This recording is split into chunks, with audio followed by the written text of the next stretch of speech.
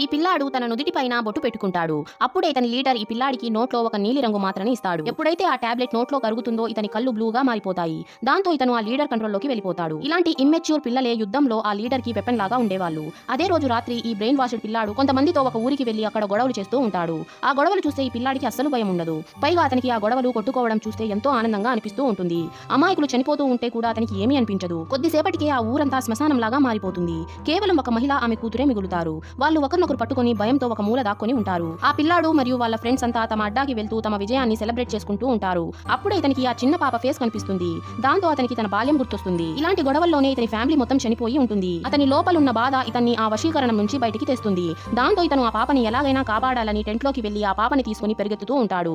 అప్పుడే అతన్ని లీడర్ పట్టుకునేస్తాడు. ఆ చిన్న పాప చేతిలో గన్ చూసి ఇతను కింద కూర్చుంటాడు. ఆ పాపని చూసి ఇతనికి తన బాల్యం గుర్తొస్తుంది. ఇలాగే ఇతను బాధపడుతూ కన్ను మూస్తాడు. వీడియో నచ్చినట్లయితే లైక్ చేసి ఛానల్ ని సబ్స్క్రైబ్ చేసుకోండి.